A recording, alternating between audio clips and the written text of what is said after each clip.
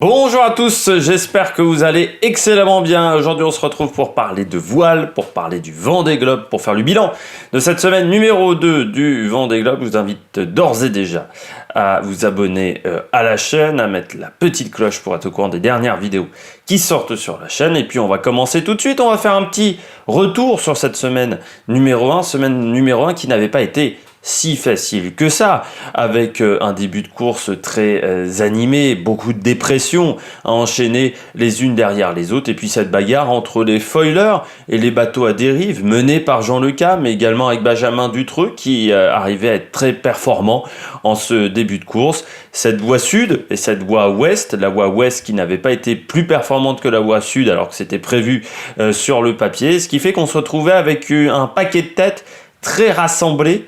On avait 15-16 bateaux avec des distances assez courtes. Et surtout, on était très très loin du record et des temps de passage, surtout de Banque Populaire, et encore plus des temps de passage de Alex Thompson, parce que je rappelle que jusqu'au Cap de Bonne-Espérance, Alex Thompson qui était en tête à ce moment-là de la course. On avait vu également les problèmes techniques de Fabrice Amédéo sur New Rest RFNet, qui avait eu un gros problème technique et qui avait dû faire un arrêt pit stop du côté des Sables d'Olonne. Et puis on parlait du possible abandon de Jérémy Bayou qui était sur le chemin du retour vers le Sable d'Olonne. Et puis je crois que j'ai tout dit. Voilà, sur cette première semaine de course, il y avait déjà beaucoup de choses à retenir. On passe à la semaine numéro 2. Du côté de la semaine numéro 2, on a une bonne nouvelle. Déjà, c'est le retour de Jérémy Bayou. Jérémy Bayou qui est de retour en course. Il est rentré samedi au Sable d'Olonne, samedi dernier, donc il y a quasiment une semaine. Il a réparé et puis il est reparti mardi, avec quasiment 10 jours de retard sur les hommes de tête. Une réparation assez rapide, il fallait refaire du composite, réparer le safran, toute la direction, on va dire, du bateau pour faire vite, et également refaire du composite sur l'avant du bateau parce qu'au niveau structurel, il y avait eu une atteinte assez forte. C'était le problème qu'il était en train de vérifier en fait. Je vous rappelle comment ça s'est passé l'accident de Jérémy Bayou. Il était en train de vérifier un problème dans son cockpit quand derrière, il a tapé un objet qu'il ne pouvait pas voir et que le pilote automatique n'a pas évité. Retour donc de Jérémy Bayou sur Charal, qui est sur une autre course. Bien entendu, il part avec 3036 milles nautiques de retard. Donc vous multipliez par 1,8, ça vous fait la différence en kilomètres, donc c'est énorme. Ça fait 5500 km de retard par rapport à l'homme de tête qui est Alex Thompson. Donc c'est une autre course. Son objectif, ça sera déjà de rattraper du monde. Il a une chance, Jérémy Bayou, c'est qu'il a une météo qui est vraiment, pour lui, est très intéressante. C'est-à-dire, il a passé une dépression et maintenant c'est quasiment portant jusqu'au poteau noir. Donc il va aller très très vite en fait jusqu'au poteau noir. Et après son objectif, ça va être de voir jour après jour, surtout de se faire plaisir avant tout. Peut-être qu'il va faire un peu plus de vidéos que d'habitude et puis après tout, c'est essayer de reprendre des positions. Ça reste une course quand même si ça sera pas facile, mais il est quand même en mesure, je pense, d'aller récupérer des mecs comme Sébastien Destrumeau. Je pense qu'il en a la capacité. On va parler également de Fabrice Amédéo, qui a connu des petits malheurs en tout début de course, mais qui est bien revenu. Alors Fabrice Amédéo, lui, qui n'a pas eu des conditions faciles pour repartir, parce qu'il a dû faire attention à des dépressions. Il y a un moment, il était vraiment obligé de longer la côte espagnole et la côte portugaise, donc c'était vraiment pas une partie de plaisir, je pense. Il a peut-être dû même naviguer un petit peu auprès. Et là, désormais, il est revenu dans le dernier peloton, à l'arrière du peloton, Fabrice Amédéo, parce qu'il est en train de revenir sur Clément Giraud et Kojiro Shiraishi. On reviendra sur le navigateur, j'allais dire pilote, sur le navigateur japonais. Mais du côté de Fabrice Amédéo, c'est une course plutôt intéressante. J'ai pas regardé ses moyennes, je vais vous le faire tout de suite. Hop, j'enlève ça de mon écran. Sur les dernières 24 heures, donc là je fais cette vidéo le 11h, dimanche 11h, et bien sur les dernières 24 heures, elle a quand même navigué à 30 km/h, c'est-à dire 16,2 nœuds, ce qui est plutôt intéressant quand même. À ce niveau-là, donc il navigue plutôt plus vite que ses concurrents, que ses adversaires. Donc ça c'est une bonne nouvelle pour Fabrice Amédéo. On va parler maintenant des petits problèmes techniques qu'il y a eu, des moins bonnes nouvelles. Alors déjà, tous les concurrents ont eu pas mal de petits soucis techniques, hein, ce qu'il faut dire. Ça a été une semaine de réparation sur beaucoup de bateaux. Beaucoup de concurrents sont montés au mât. Alors avec des images, je peux vous dire, moi qui ai le vertige, ça fout un petit peu la gerbe, pour tout vous dire. Mais voilà, avec des images assez impressionnantes, hein. Les mâts sont à plus de 30 mètres de haut. Je rappelle que les IMOCA, c'est 60 pieds, mais 60 pieds, c'est la longueur du bateau, c'est pas la hauteur. Et la hauteur, c'est plus de 30 mètres au niveau de certains mâts. À part Samantha Davis, qui a un mât qui est un peu plus petit, mais il voulait être sûr de fiabiliser le bateau, donc ça perd un petit peu en performance, mais on augmente la fiabilité du bateau. Et en parlant de mât, donc abandon du premier concurrent dans ce Vendée Globe, c'est Nicolas Troussel sur Corum l'épargne. Ça m'arrange, enfin, que ça soit Corum l'épargne, parce que je n'arrivais pas à dire le nom du sponsor. Après, c'est toujours dommageable d'avoir un abandon. Nicolas Troussel qui a dématé tout simplement. Donc dématé, c'est que le mât est tombé par terre. Il vient d'arriver au Cap-Vert. Ce matin, je crois même, vers 4-5 heures du matin, voilà, ce vendredi matin, donc arrivé au Cap-Vert. Maintenant, on va voir les dégâts. On va surtout essayer d'acquérir des informations parce qu'on ne sait pas trop comment ça s'est passé. Ça s'est passé juste avant la levée du jour, où il a entendu un boom et voilà, c'est tombé. Donc ensuite il a sécurisé son bateau. Il a également tenté de faire un gréement de fortune, hein, donc de mettre une petite voile, une trinquette normalement, qui est la voile un petit peu de tempête, sur un petit mât, un petit truc en carbone qui peut faire office d'un mini-mât. Et puis après, il a essayé de revenir au Cap-Vert. Il n'était pas très loin du Cap-Vert, et pourtant ça a mis énormément de temps. Il a mis plus de 3 jours pour revenir. 4 jours, oui, quasiment. 4000 nautiques de moyenne, c'est pas rapide. Et malgré le fait qu'il avait son moteur avec de l'essence, je rappelle que les concurrents ont un monteur qui normalement sert à régénérer les batteries qui permettent de fournir l'électricité à tout le bateau. Ils doivent plomber l'hélice en fait. Donc là il a déplombé l'hélice lui qui était hors course. Et malgré tout ça, il a mis énormément de temps à rentrer. Donc il est rentré que ce matin. Ça va être important de savoir comment le bateau a dématé. Est-ce que c'est dû à un problème de ce bateau-là ? Est-ce que c'est dû plus à un problème de bateau de génération qu'on a un peu trop fait puissant, et ce qui fait que le mât, qui est un endroit faible sur les bateaux, qui est un point faible, est-ce que ça risque de provoquer des dématages chez d'autres bateaux de nouvelle génération ou pas? C'est donc toutes les questions que vont devoir répondre l'équipe technique et les membres de l'équipe technique surtout de Nicolas Troussel. Donc voilà, il va falloir travailler là-dessus. C'est dommageable parce que il faisait plutôt une bonne course jusque-là. Il avait pris l'option sud et ça avait plutôt bien marché pour lui. Il n'avait pas pris de risques en plus, donc c'est pour ça que c'est assez surprenant de voir ce bateau-là démater, parce qu'il avait plutôt fait une course sage jusqu'à maintenant. Il n'était pas passé dans le centre de la dépression ni dans le centre de Theta. Il avait préféré perdre un petit peu de temps. Oui, j'ai oublié de vous reparler de Theta, mais au niveau de Theta, il avait décidé de passer un peu plus large que les autres, donc c'est un petit peu dommageable pour ce concurrent. Mais encore une fois, quand vous lancez un bateau en cours l'année du départ du Vendée Globe, il y a quand même des risques d'avoir des problèmes de fiabilité. Autre problème technique, on va poursuivre dans la voie problème technique avec un souci de grand voile. Kojiro Hirashiki, vous avez dit que je devais en reparler, du japonais, bien qu'à déchirer sa grand voile. Ça fait depuis 3-4 jours qu'il tente de réparer, qu'il y a atelier couture sur le bateau du japonais au large du Cap-Vert, mais c'est pas facile pour le japonais, qui a des moyennes de vitesse extrêmement faibles, hein. Il va à quelques nœuds simplement, à 8-10 nœuds grand maximum, et il tente de réparer sa grand voile, mais ce n'est pas très facile. Du côté des problèmes techniques également, le grand génaqueur de Sébastien Destrumeau qui s'est déchiré. Le grand génaqueur, c'est une voile de devant qui est très intéressante dans un Vendée Globe, et on ne peut pas trop s'en passer dans les mers du Sud. Mais bon, Sébastien Destrumeau, il a plusieurs problèmes techniques depuis le début de ce Vendée Globe. Et c'est là où on voit les limites peut-être. Alors je veux bien sur une première participation qu'on fasse des erreurs de préparation. Sur une deuxième, normalement, je sais bien qu'il y a un petit budget, mais on devrait quand même réussir à fiabiliser un peu mieux son bateau, et ça montre qu'il y a eu peut-être un manque de professionnalisme dans son équipe, mais surtout un manque de temps en mer, très clairement pour Sébastien Destrumeau, parce qu'il y a des soucis techniques. Il a eu un souci au niveau d'un bout de devant, Je me dis que c'est un souci qui aurait pu être réparé, qui aurait pu être prévu en avance et éviter d'avoir une usure de cette corde prématurée.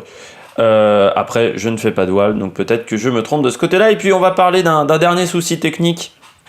Enfin technique, souci physique.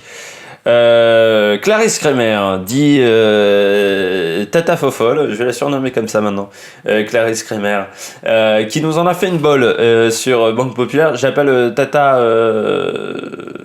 Fofol parce que bon, ça fait déjà depuis plusieurs années qu'on la voit du côté du milieu de la voile. Si vous connaissez pas Clarisse Kremer, je vous invite à regarder la vidéo qu'elle avait faite qui dure 30 minutes sur sa participation à la Mini Transat, qui est très intéressante à voir, voilà, la course en solitaire. J'appelle que c'est une fille qui a peu d'expérience au niveau de la voile, et bah, elle nous en a fait une belle qui peut vous arriver même chez vous. Eh bien, c'est que Clarisse Kremer a voulu se faire un thé. Alors déjà, un navigateur qui fait du thé, pour un navigateur ça la dure comme ça, mais bon, elle décide de se faire un thé, et là, le problème, c'est qu'elle s'est renversé le thé sur une... On va dire ça comment on va reprendre le même terme qu'elle, sur le pubis. Voilà, donc c'est un petit peu douloureux, donc voilà, petit problème physique. Elle a pas l'air de trop en souffrir dans ses vidéos, mais ça reste quand même problématique et physiquement, voilà. Donc c'est un petit peu dommage, ce petit problème technique. On revient sur le résumé de la course avec un petit peu de météo maintenant, et on va passer au meilleur, au classement général aussi derrière. Du côté donc de la météo de cette semaine, il a fallu déjà passer Tétard en fin de première semaine, ça n'a pas été facile. Certains concurrents ont pris très au large, d'autres comme Alex Thompson et Jean Le Cam sont quasiment passés au centre, et il fallait être un marin extrêmement doué pour passer au centre parce que ça avait l'air d'être assez costaud quand même. Ensuite, il a fallu passer le poteau noir. Heureusement cette année, pour les leaders, le poteau noir a été plutôt tranquille. Vous savez que le poteau noir, c'est cette fameuse zone de convergence entre les mers du Nord et les mers du Sud. C'est une zone avec énormément de grains, mais également avec une mer qui est croisée. Donc c'est-à-dire que c'est très compliqué d'avancer. Vous pouvez passer à des moments avec 20 nœuds, 40 nœuds de vent, et des moments où il n'y a rien, mais vraiment rien.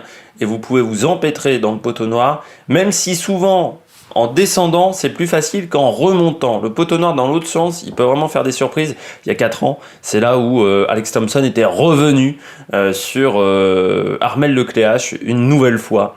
Le Gallois qui avait réussi à reprendre beaucoup de temps parce que Armel Lecléache s'était empêtré dans le poteau noir. Et c'est plus dur, je trouve, souvent en montant qu'en descendant. Mais le poteau noir, ça reste une nuit blanche pour tous les concurrents. Je vous invite à regarder la vidéo même de Samantha Davis sur le site du Vendée Globe ou sur la page YouTube du Vendée Globe, qui est très intéressante pour voir la bagarre que c'est dans ces situations-là. On peut saluer quand même dans cette traversée du poteau noir du côté des leaders, et ben c'est la grosse performance de Sébastien Simon qui a réussi à faire des moyennes exceptionnelles dans le poteau noir. C'est comme si il avait traversé nickel, c'est-à-dire que ça ne l'avait pas gêné. Il a été à une vitesse, le concurrent d'Arkea, Paprec, vraiment assez incroyable, et ça lui a permis de remonter en ce moment à la 10e place du classement. Poteau noir facile pour le moment, mais qui va se compliquer à partir de ce soir et surtout demain. Là, les concurrents qui sont par exemple Alan Roura, Clarisse Kremer également qui est dedans, il va falloir sortir vite.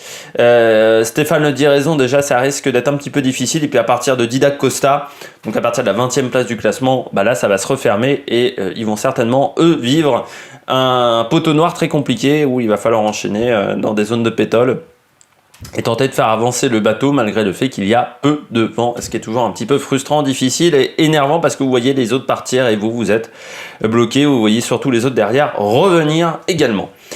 On va passer à cette bagarre entre foiler et dérive droite. Alors cette semaine, ça a été un peu plus compliqué pour les dérives droites. Le premier reste Jean Le Cam, qui est 4e, mais qui a maintenant 190 000 de retard.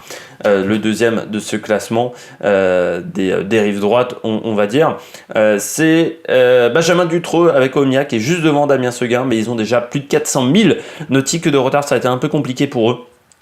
avec les alizés où les foilers ont pu exprimer leur pleine puissance et ça allait extrêmement vite dans les alizés du côté des foilers avec des journées à plus de 30 nœuds, quasiment 30 nœuds de moyenne, hein, je crois, non 21 nœuds, pardon, je me suis un petit peu enflammé avec des journées à 21 nœuds de moyenne, quasiment 40 à l'heure. Pour Thomas Ruyant par exemple et Charlie Dalin, donc des journées assez rapides, et du côté des dérives droites on peut pas aller aussi vite. Jean Le Cam qui je crois a fait les meilleures journées, non c'est Damien Seguin pardon, qui allait à 17 nœuds, donc c'est-à-dire quasiment 4 nœuds moins vite que Thomas Ruyant, donc forcément ça fait 8 km/h d'écart, un peu moins de 8 km/h d'écart, et ça fait des grosses différences en termes de rythme. Du côté du classement général, on fait un petit point. Pour le moment, c'est Alex Thompson qui est en tête. Alex Thompson qui avait fait une belle traversée du poteau noir, une belle traversée de Theta, qui avait pris beaucoup d'avance, qui avait quasiment à un moment plus de 100 000 nautiques sur ses adversaires. Et puis, depuis 3-4 jours, le rythme est moins bon. Il avance beaucoup moins vite que ses adversaires. Et son avance s'est réduite à quasiment rien, vu qu'au classement de 8 heures, c'est-à-dire le classement de 9 heures en France, mais de 8 heures à l'heure locale, on va dire, à l'heure atomique, je sais pas comment on doit le dire, à l'heure UTC, l'heure de référence, on va dire, bien il avait plus que 8000 nautiques, 8000 nautiques derrière, donc c'est-à-dire quasiment rien. Ils sont presque de visu avec Linky Dayhout de Thomas Ruyant, et que même Apivia était sacrément revenu à moins de 50 000 nautiques des hommes de tête. Apivia qui fait un très gros travail, et Sébastien Simon n'était plus qu'à 350 000 du côté de la 10e place. Il revient sur Samantha Davis et Yannick Bestaven. Il faudra faire attention aux concurrents d'Arkea Paprec, qui a eu pas mal de problèmes techniques avec son bateau en préparation de cette course, avec une route de Rome. Ça a été catastrophique, et il a perdu ses 2 foils. Enfin voilà, il a perdu plusieurs fois ses foils, il a eu des énormes soucis techniques avec les foils, mais là ça a l'air d'aller beaucoup mieux. Donc Alex Thompson en tête, mais en grande difficulté. Alors est-ce qu'il fait attention parce que l'abandon de Nicolas Troussel lui a fait quand on lui a dit en interview que Nicolas Troussel avait abandonné, ça lui a fait un coup au moral assez important. Donc est-ce qu'il pense que le dématage pourrait se produire également sur son bateau, mais il a vraiment réduit le rythme là depuis quelques jours sans trop de raisons apparentes, ou est-ce qu'il a un problème de foil, ce qui lui était déjà arrivé il y a 4 ans où il avait dû baisser de rythme, ou est-ce qu'il a eu des problèmes techniques, on ne sait pas. Mais pour le moment, Alex Thompson est diminué de rythme. Donc derrière, Thomas Ruyant, c'est un petit peu l'homme de la semaine. Très gros rythme cette semaine pour Thomas Ruyant, avec Linky Dayhout, un bateau bien né, un bateau qui est aussi maintenant plutôt éprouvé. Et puis Thomas Ruyant, c'est quelqu'un qui a déjà fait un Vendée Globe, qui est maintenant un marin expérimenté et un marin très performant. Donc il fait vraiment du bon travail. Et puis Apivia avec Charlie Dalin, on le sait que c'est un bateau rapide. Il avait remporté la Sablé Arctic Race, je ne sais plus comment s'appelait cette course au mois de juillet, qui se déroulait pas loin des mers de l'Islande, où Apivia avait été très performant en bisbee avec Jérémy Bayou quasiment pendant toute la course, et ils étaient vraiment un rythme au-dessus des autres compagnons du côté des foilers. Donc Apivia ça marche bien. Charlie Dalin également, qui est suivi, on sait depuis quelques années quand même, par François Gabard. Apivia ça appartient au groupe Massif, donc forcément les deux se suivent. Gabard a travaillé sur le bateau d'Apivia, et forcément quand vous avez Gabard, qui est l'un des rares à avoir fait un tour du monde avec un trimaran avec des foils, forcément ça aide quand même un petit peu pour la performance pour Charlie Dalin d'avoir on va dire un parrain de luxe comme François Gabard. Et puis bien entendu Sébastien Simon, j'en ai déjà parlé, mais voilà, Sébastien Simon qui a fait une belle performance. Focus également sur Louis Burton. On en parle peu de Louis Burton sur Bureau Vallée 2, et pourtant il est 6ème de la course malgré une pénalité en début de course pour départ anticipé. Il a fait une pénalité de 5 heures, et bien il est qu'à 238 000. Il est en bord à bord avec PRB, parce qu'il y a 1 000 nautiques d'écart entre les deux. Et ils sont en bagarre pour aller tenter de rejoindre Jean Le Cam. C'est un bon marin, Louis Burton, et puis en plus il a la chance de savoir que son bateau est éprouvé, vu qu'il a déjà fait un Vendée Globe. Son bateau, c'était l'ancien Banque Populaire d'Armel Lecléache. Donc plutôt un bateau très performant. Et puis aussi Focus, si vous voulez voir des vidéos intéressantes, je vous conseille d'aller voir Samantha Davis, qui est en plus dans le top 10 et qui fait vraiment des vidéos très intéressantes. Et puis également Clarisse Kremer, qui est 17ème, qui est très douée pour faire des vidéos et pour faire rire pour le moment. Et puis n'oublie pas également Armel Tripon sur son bateau nouvelle génération qui est un petit peu en difficulté depuis le début de course. Il a l'air d'avoir réglé plusieurs problèmes. Bon là il se retrouve dans une zone sans énormément de vent. Mais il est remonté à la 24e place et son objectif maintenant c'est d'aller chercher le groupe avec le peloton avec Manuel Cousin, Pipa Air ou Arnaud Boissière voilà, qui est devant lui. Didac Costa il se retrouve un petit peu entre deux zones. Il est leader du dernier groupe et il revient sur les hommes de tête. Voilà, la météo pour cette semaine numéro 3. Pour tout vous dire, il va falloir passer l'anticyclone de Sainte-Hélène, ce qui ne va pas être facile. C'est pas ça que je voulais mettre, je voulais remettre voilà, la météo. Avec l'anticyclone de Sainte-Hélène qui est coupé par une dépression. Alors soit vous faites le grand tour, mais le grand tour, ça vous allonge énormément la route. Soit vous passez par le coin le plus rapide, mais pas sûr d'avoir tout le temps du vent. Et on s'aperçoit qu'il y a déjà des options. J'ai l'impression que Thomas Ruyant a l'air de prendre le chemin le plus court, comme Jean Le Cam, alors que chez Apivia on hésite et que d'autres bateaux ont déjà décidé de prendre la voie au large. Mais ça va encore se creuser la tête dans les heures à venir et dans les jours à venir, parce que Sainte-Hélène, ça peut être également un passage à niveau de la course. Il y a 4 ans, il y avait vraiment eu un vrai passage à niveau où les 4 premiers s'étaient éloignés à une vitesse folle et qu'à partir de Yann Eliès par exemple et de Jean Le Cam, ils avaient perdu beaucoup de temps dans cette zone-là et ils n'avaient pas pu faire grand-chose, et l'écart qu'ils avaient pris à ce moment-là, ils l'avaient gardé quasiment jusqu'à l'arrivée. Ils n'avaient jamais pu revenir sur les hommes de tête qui s'en étaient allés pendant l'anticyclone de Sainte-Hélène, donc il faut toujours faire attention. Et puis je pense que d'ici vendredi prochain, pour la semaine 3, on sera du côté pas loin du Cap de Bonne-Espérance. Et peut-être que le classement aura d'ici là énormément changé. J'espère que vous avez aimé cette vidéo. Si vous avez aimé cette vidéo, n'hésitez pas à vous abonner à la chaîne. N'hésitez pas à mettre la cloche. N'hésitez pas à mettre un pouce bleu. N'hésitez pas à réagir dans les commentaires. Et puis nous, on se retrouve pour de nouvelles aventures. Et surtout la semaine prochaine pour parler encore de ce Vendée Globe 2020. Allez, ciao ciao sur la Méric Production.